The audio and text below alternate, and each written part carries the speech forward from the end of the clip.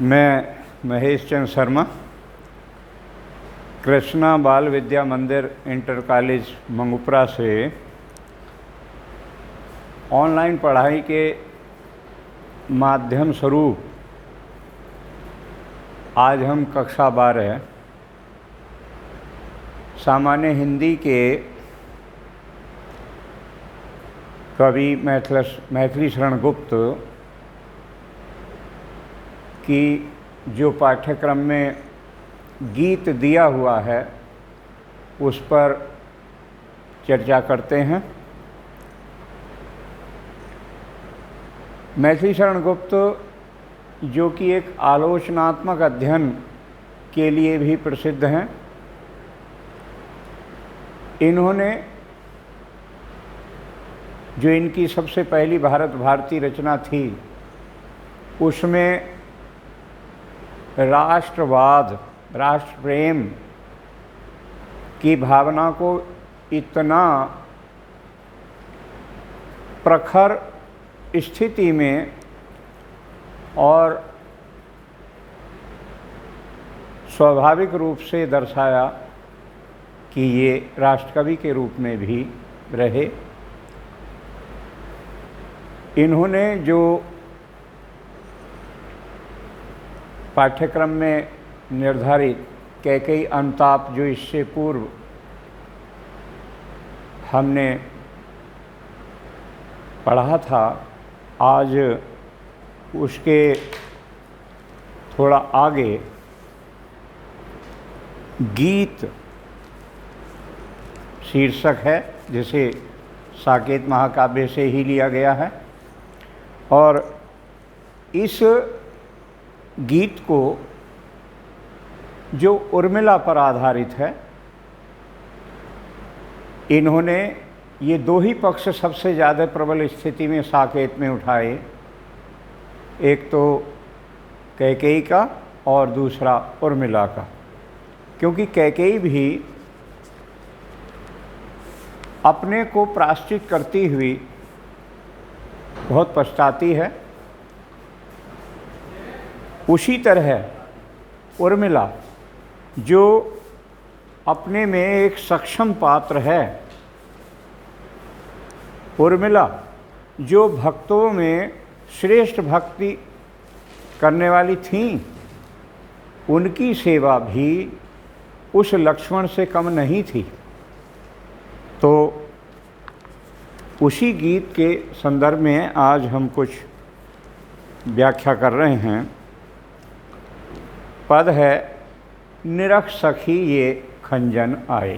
खंजन पक्षी, जब कोई पक्षी उड़ता हुआ सा दिखाई देता है तो उर्मिला को वो पक्षी नहीं, एक दूत के रूप में आभास होता है कि ये पक्षी उधर से ही आ रहे हैं जिधर मेरे प्रियतम अर्थात लक्ष्मण अपने भाई की सेवा में खड़े हुए हैं। ये पक्षी उधर से ही हैं और उन्हीं का एक संदेशा लाए हुए हैं।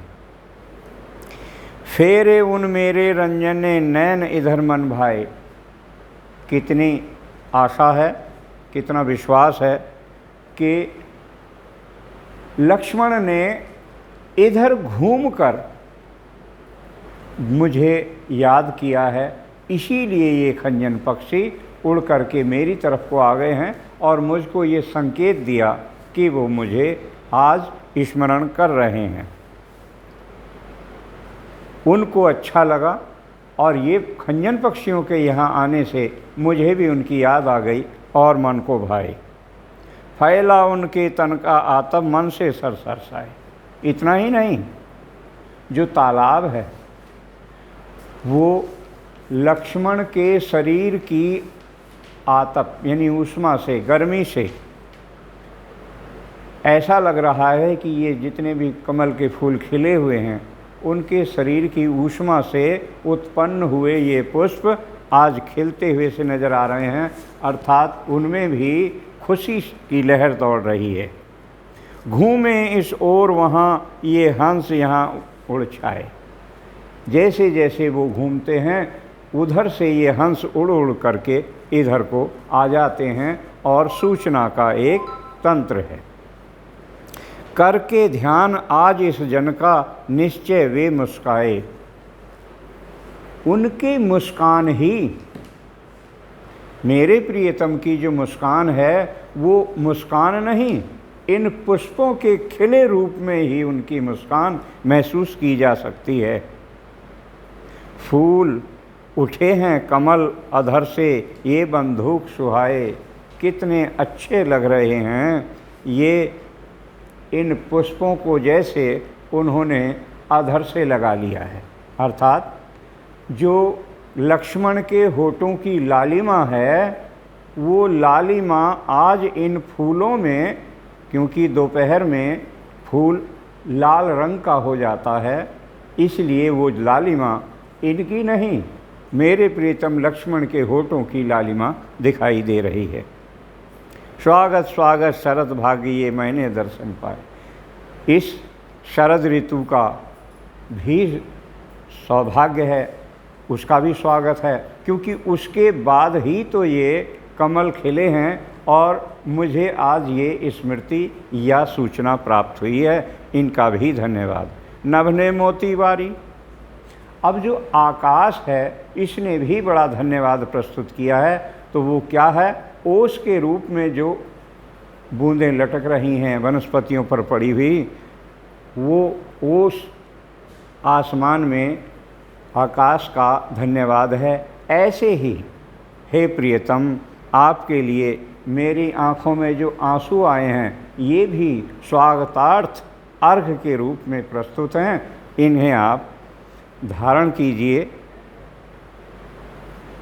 इतना ही नहीं, आगे वो एक पद में और ये कहती हैं, उर्मिला मुझे फूल मत मारो। जैसे जैसे बसंत का मौसम आता है, उस बसंत के मौसम में जैसे जैसे ऊष्मा अर्थात गर्मी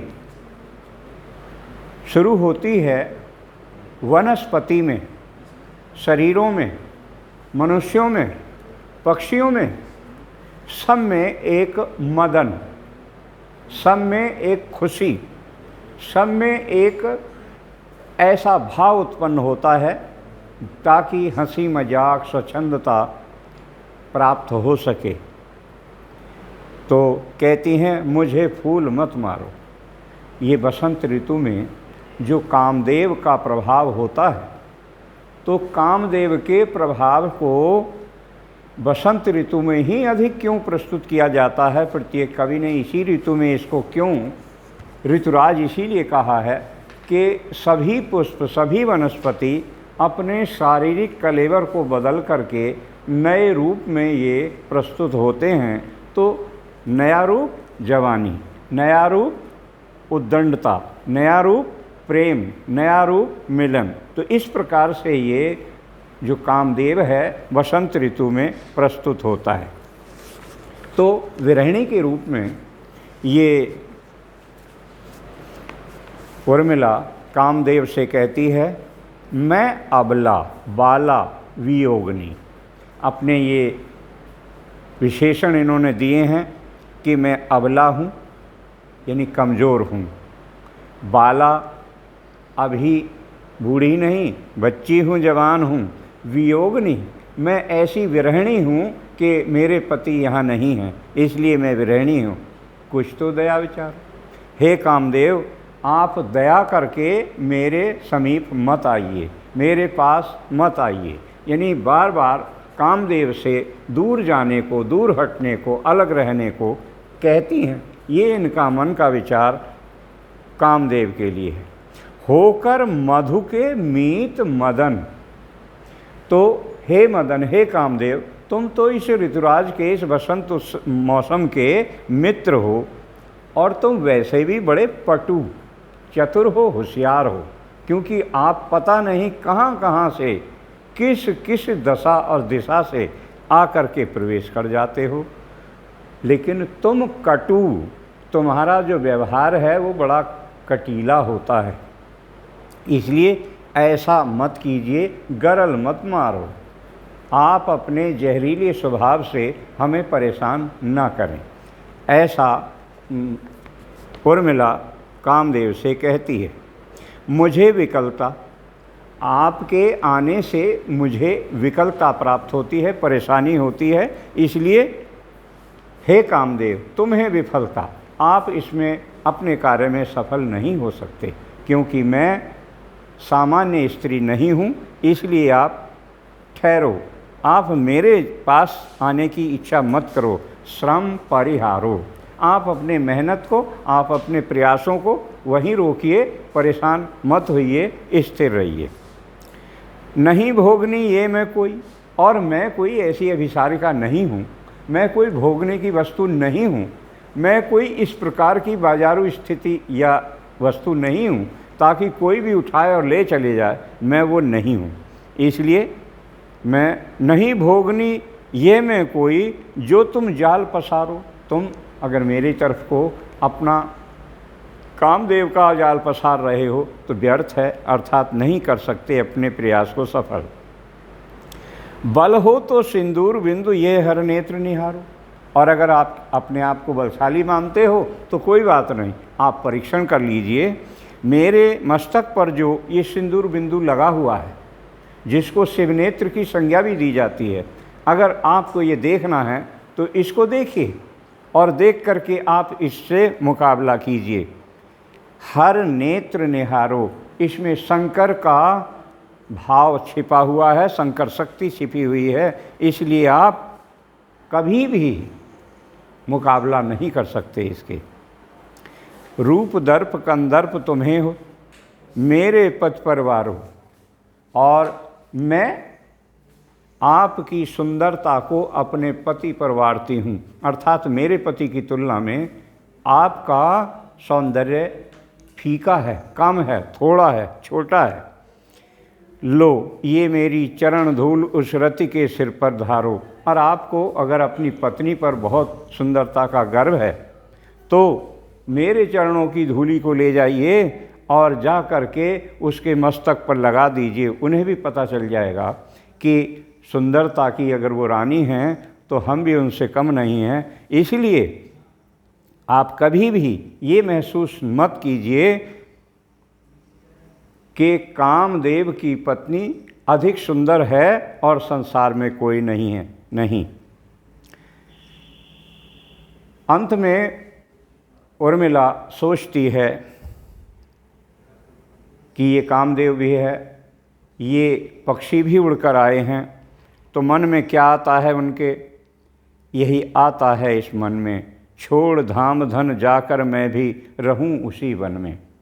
क्यों ना यहाँ से अयोध्या को छोड़ करके उस पंचवटी उस वन में वन के अंदर जा कर के मुझे भी वहीं रहना चाहिए। भले ही मैं उनके सम्मुख ना जाऊं, मैं कहीं से भी देखूं, कहीं से भी उन्हें सुनूं और देखूं, लेकिन रहूं वहीं उन्हीं के पास। प्रिय के व्रत में विघ्न न डालूं, रहूं निकट भी दूर।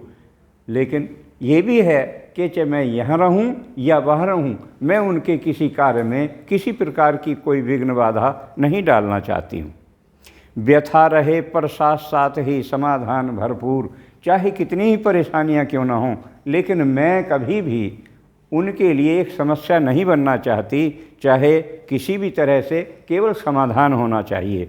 हर्ष डूबा हो रोदन में, रोने में भी हर्ष है, क्योंकि मेरे पति सेवा में संलग्न है, इसलिए यही आता है इस मन में। ये मेरा मन कहता है बार बार उनकी सेवा में रत रहूं, उनकी सेवा करती रहूं, चाहे वो पास से हो या दूर से। बीच बीच में उन्हें देख लूं मैं झुरमुट की ओर, और कल्पना करती हैं कि हे प्रभु, यदि मैं आपके पास हूँ तो एक झाड़ी के झाड़ी के झुरमुट में दुबक करके मैं, हे प्रभु प्रियतम लक्ष्मण जी, आपको देखती रहूं, लेकिन आपको किसी तरह की व्याधा न पहुंचाऊं। जब वे निकल जाएं तब लेटूं उसी धूल में लो, और आप जिस रास्ते से निकल जाओगे उस रास्ते की धूल को मैं अपने मस्तक पर चढ़ा लूँगी, तो मुझे ये आनंद प्राप्त होगा कि आपसे मैं मिल ली या आपसे मेरा मिलन हो चुका है। बीच बीच में उन्हें देख लूँ मैं झुरमुट की ओट, जब वे निकल जाएं तब लेटूं उसी धूल में लोट, रहें रत वे निज साधन में। वो अपने कार्य में, उद्यम में हर समय रत रहें, लगे रहें। मैं उसमें कोई बाधा नहीं पहुंचाना चाहती, यही आता है इस मन में। जाती जाती गाती गाती कह जाऊं ये बात, और मैं आपके लिए हर समय प्रयासरत हूँ, यही कहना चाहती हूँ। धन के पीछे जन, कभी भी धन के पीछे मनुष्य को अग्रसर नहीं होना चाहिए। अर्थात लोभ जो है वो संसार में शरीर का या मनुष्य का शत्रु होता है। जगती में उचित नहीं उत्पात, इसलिए कोई भी अगर धन के लिए उत्पात मचाता है तो ये ठीक नहीं है। प्रेम की ही जय हो जीवन में, केवल प्रेम ही अटूट है, प्रेम ही सर्वश्रेष्ठ है, प्रेम की ही जय होनी चाहिए। यही आता है इस मन में, बार बार मेरे मन में यही आता है कि मैं हमेशा आपके सानिध्य में अपने प्रेम को स्थित रखूं। आज की इस कड़ी में इतना ही। और ये मैथिली शरण गुप्त का इससे पहले वीडियो में आपने कैकेयी का अनुताप पढ़ा था। आज उसी में मैथिली शरण गुप्त का जो ये गीत आपने पढ़ा है, इसे आप जो PDF है उसके माध्यम से अपनी कॉपी पर अवश्य अंकित करेंगे और दिखाएंगे भी। धन्यवाद।